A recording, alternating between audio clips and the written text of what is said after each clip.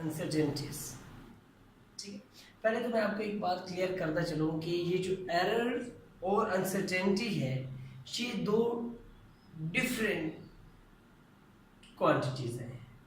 हम normally physics के अंदर या नॉर्मल रूटीन में डेली लाइफ के अंदर इन दोनों को सेम कंसिडर करते हैं, हालांकि ये ऐसा नहीं है। ये दोनों डिफरेंट आपके पास क्वांटिटीज़ हैं।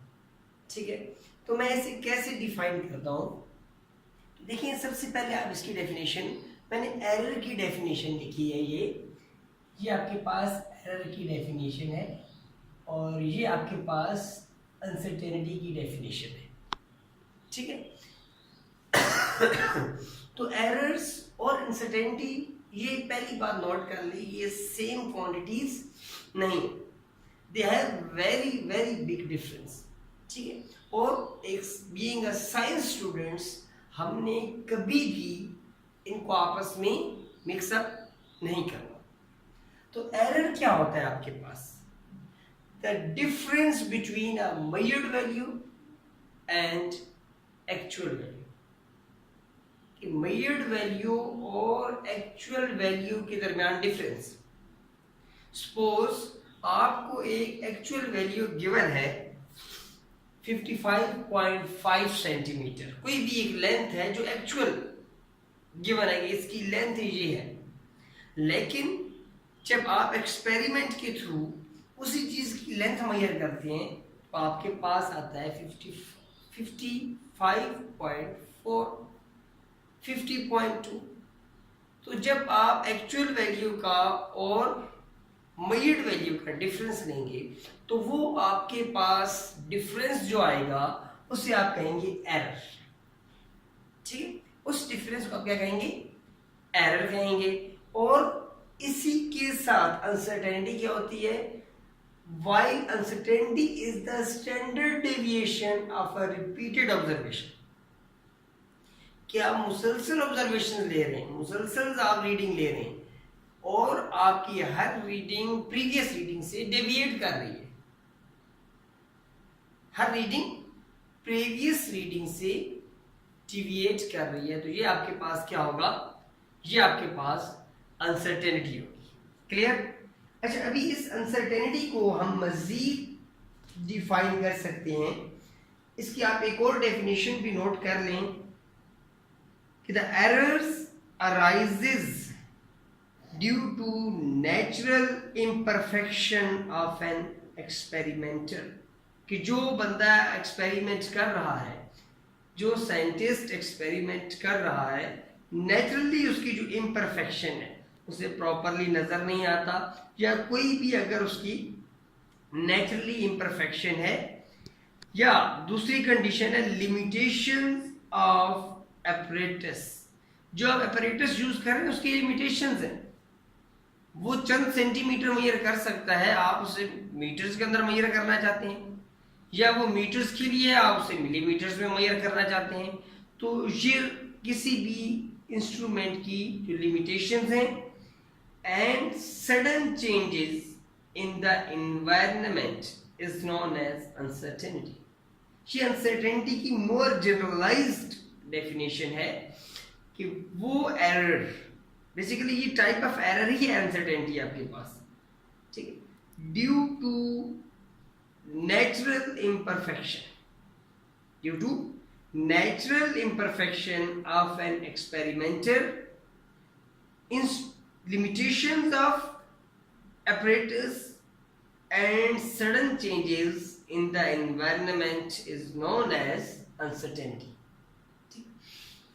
एक बात नोट कीजिएगा, यहां तक मैंने अभी आपको एरर्स और अनसर्टेनिटी के बारे में बताया है, तो इसमें जो नोट करने वाली पहली बात है कि जितनी भी आपके पास मेजरमेंट्स हैं, जितनी भी आपके पास मेजरमेंट्स हैं, they all are uncertain up to some extent।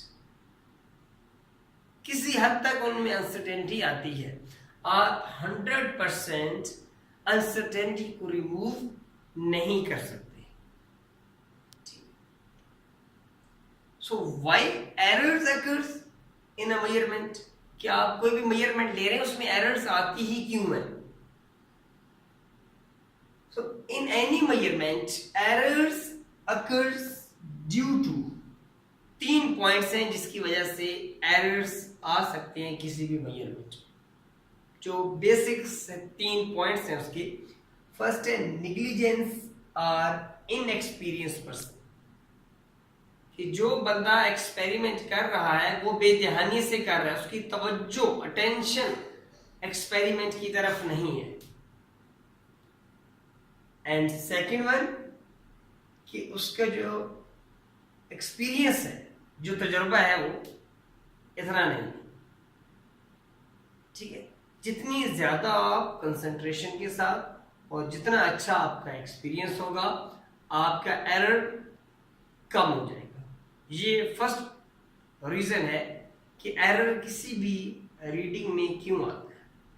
Second reason है यूजिंग फॉल्टी अपरेटस, कि आप जो अपरेटस यूज कर रहे हैं उसके अंदर कोई फॉल्ट्स है। ठीक है, ये भी बहुत बड़ी एक रीजन है एरर आने की वजह। इनअप्रोप्रिएट मेथड्स और टेक्निक्स, जी जो आप मेथड यूज कर रहे हैं, जो आप टेक्निक्स यूज कर रहे हैं दैट आर इनअप्रोप्रिएट, वो प्रॉपर है ही नहीं। जिस तरह आप वॉल्यूमेट्रिक सिलेंडर से वॉल्यूम मेजर करते हैं किसी भी लिक्विड का या किसी भी पाउडर फॉर्म ऑब्जेक्ट का, जो आपने 9th क्लास में पढ़ा था, तो आपने एक चीज पढ़ी थी कि आपने जहां पे वो वॉल्यूम आ रहा है उसके बिल्कुल लेवल में देखना है। ना आप ऊपर से देख सकते हैं ना आप नीचे से देख सकते हैं। ऊपर से देखेंगे तो भी ये प्रॉपर मेथड नहीं है, नीचे से देखेंगे तो भी प्रॉपर मेथड, बिल्कुल लेवल पे रख के आपने उसे देखना है। ठीक है, ये आपके पास क्या है, इनअप्रोप्रिएट मेथड जो है, ये तीसरी रीजन है किसी भी मेजरमेंट के अंदर जो आपके पास एरर आता है उसके लिए। तो ये मैंने एक छोटा सा क्वेश्चन बनाया हुआ था कि व्हाई एरर्स, एरर्स आती ही क्यों है। ठीक है,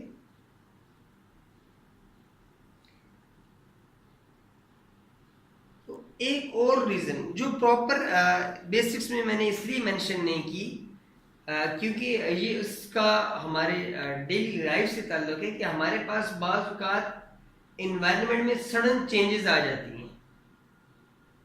ठीक है, या अनएक्सपेक्टेड लेबोरेटरी मिसहैप हो जाता है, तो उससे भी आपके मेजरमेंट के ऊपर इफेक्ट होता है, आपकी मेजरमेंट में एरर आता है। ठीक है, अनएक्सपेक्टेड लेबोरेटरी मिसहैप्स और the sudden environmental changes, temperature अचानक बढ़ गया, अचानक कम हो गया, ह्यूमिडिटी बढ़ गई। ठीक है, ह्यूमिडिटी कम हो गई, एयर का जो स्पीड है वो बढ़ गई, कम हो गई। आपके जो लैब्स हैं उसमें अचानक कोई मिसहैप हो गया, तो इसकी वजह से भी हमारे एक्सपेरिमेंट्स क्या होते हैं, इफेक्ट्स होते हैं। ये भी एक एरर है, उसमें वजह है एरर आने की। So the next question is, what are basics errors? कि बेसिकली आपके पास बेसिक्स एरर है कौन से, कौन कौन से ऐसे एरर्स हैं जो नॉर्मली आपके पास तमाम के तमाम मेजरमेंट्स में कहीं ना कहीं आपको नजर आते हैं। तो हम अभी पढ़ेंगे कि वो कौन से एरर्स हैं, उन्हें कैसे मिनिमाइज किया जाता है और उनकी वजूहात क्या हैं, वो क्यों उस रीडिंग में आते हैं। कोई भी आप वैल्यू ले रहे हैं उसके अंदर वो एरर क्यों आता है।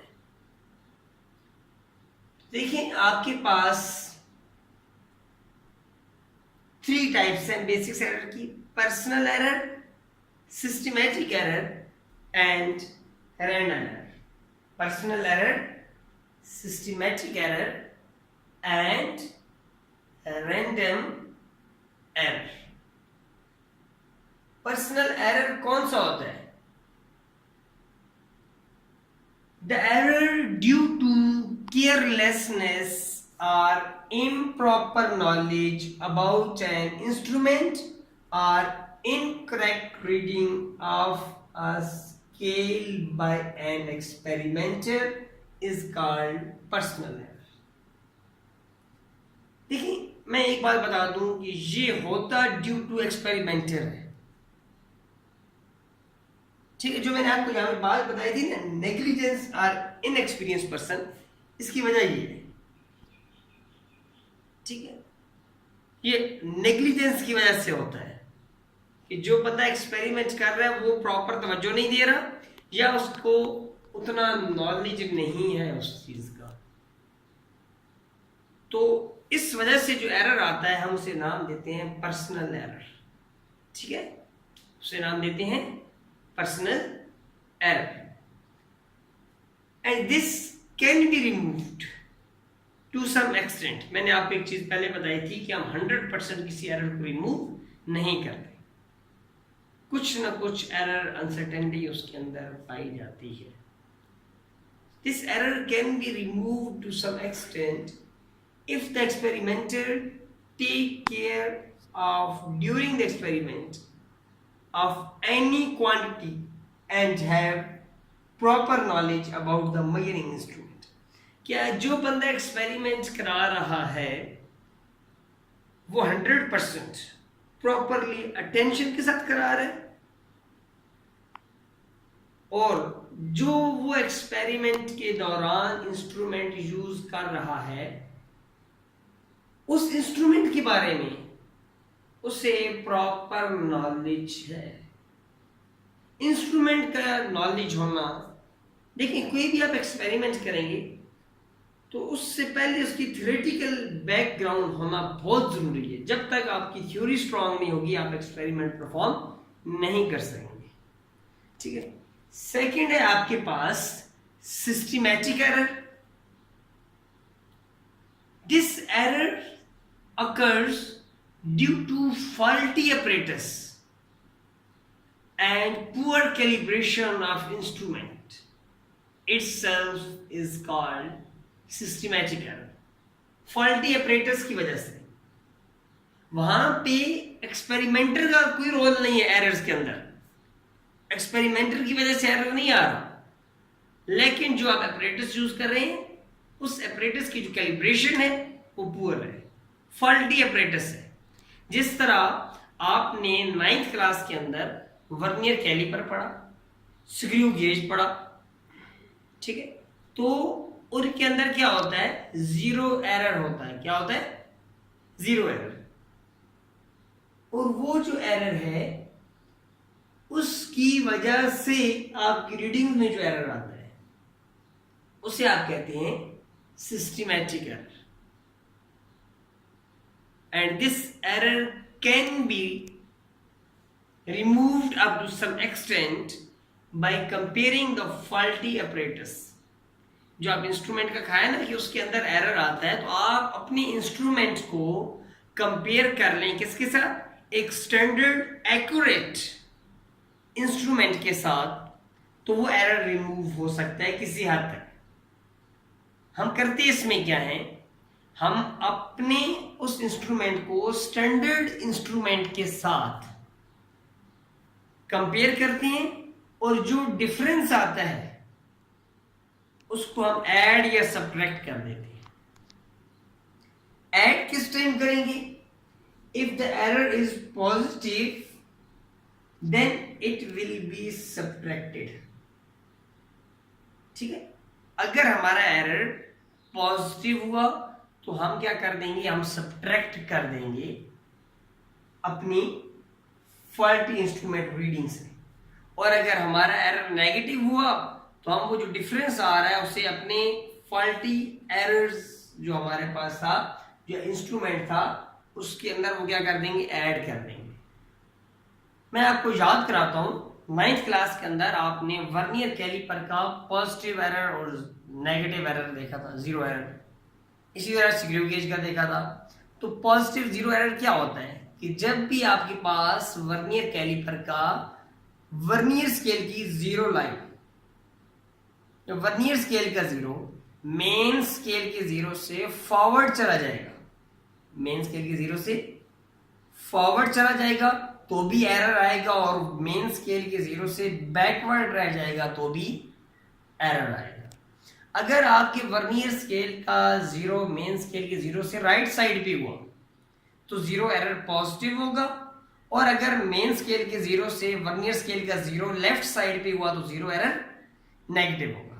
मेरी बात याद रखें, गौर से सुने इसे, कि अगर आपके पास वर्नियर स्केल का जीरो मेन स्केल के जीरो से राइट साइड पे तो zero error positive, left side पे है तो जीरो एरर नेगेटिव। कितना पॉजिटिव वो डिपेंड करता है कितनी डिवीजन राइट साइड पे है, कितना नेगेटिव वो डिपेंड करता है कितनी डिवीजन लेफ्ट साइड पे।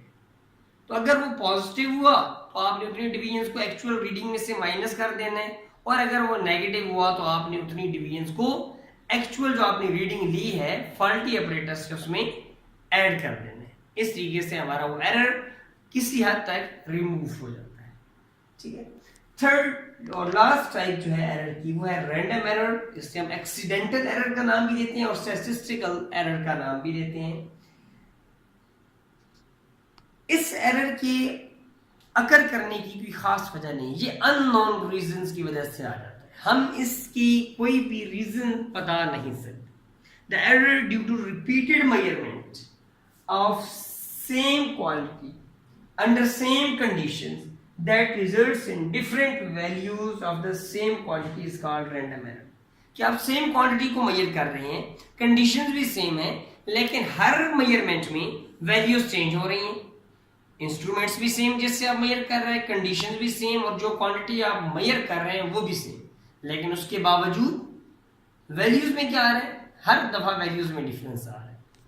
तो हमें इसकी रीजन या हमें इसका काज पता नहीं चलता, ये अननोन काज की वजह से आ जाता है। और आप इसको रिमूव कर सकते हैं। किस तरह आप इसे रिमूव करते हैं? हम इसको किसी हद तक रिमूव कर सकते हैं कि आप नंबर ऑफ रीडिंग्स ले लें, 4 to 5 रीडिंग्स ले लें, देन उन रीडिंग्स का आप एवरेज फाइंड कर लें। वो जो आपके पास एवरेज वैल्यू आएगी उसमें एरर किसी हद तक कम हो सकता है। तो आज का ये हमारा टॉपिक कंप्लीट हुआ है, जिसके अंदर हमने एरर्स और अनसर्टेनिटी के बारे में डिटेल से पढ़ा है।